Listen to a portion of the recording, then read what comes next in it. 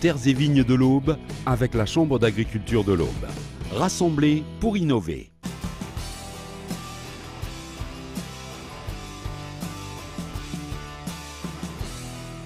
À l'occasion de la 24e édition du Salon de la gastronomie, les gourmets sont invités à savourer les richesses des terroirs français, dont ceux de l'Aube et de la Haute-Marne. Pas mal de producteurs de l'Aube. Autour de Terres et Vignes, nous aurons la présence de plusieurs producteurs du petit marché nature.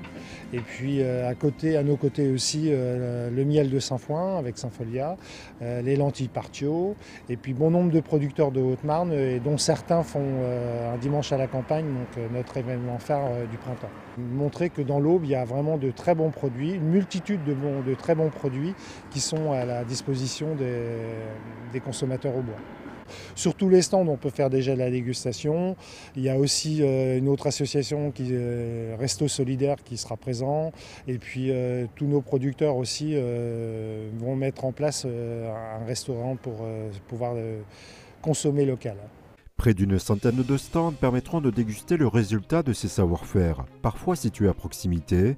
Pour Terres et Vignes, ce salon constitue la vitrine des circuits courts et locaux. Ce sont les producteurs directement qui seront là, donc c'est vraiment facile de communiquer avec eux et de leur demander comment sont faits les produits, combien de temps il faudra pour produire un fromage, un jus de pomme par exemple, comment il est fait. Les abeilles vont aller sur le Saint-Foin et produire un miel différent des autres. C'est vraiment la démonstration que nos produits peuvent être faits sur place, que nos produits sont vraiment de qualité, qu'ils ont du goût, qu'ils sont à des prix accessibles, et puis que c'est fait vraiment sur notre terroir, et donc consommer local, c'est vraiment quand même aussi à l'ordre du jour, toujours.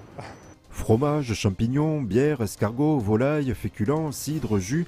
Pour cuisiner ces produits locaux, Terres et Vignes a imaginé de multiples animations durant les 4 jours de ce salon. Un grand chef qui a travaillé dans des restaurants étoilés, qui s'appelle Pierre Quentin, qui sera présent donc le premier jour pour cuisiner des produits de nos producteurs. Le deuxième jour, nous aurons la présence donc de l'école hôtelière de Sainte-Saline, le lycée Édouard Herriot, et ça permet aussi aux jeunes futurs grands chefs de se mettre vraiment les mains dans la pâte, si on peut dire. Le dimanche, il y aura la présence aussi de la Fédération de la chasse pour faire déguster des produits à base de gibier.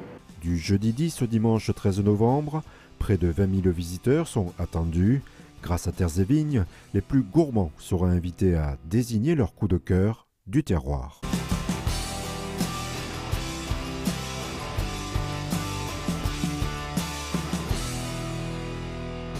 Terres et vignes de l'Aube avec la Chambre d'agriculture de l'Aube. Rassemblés pour innover.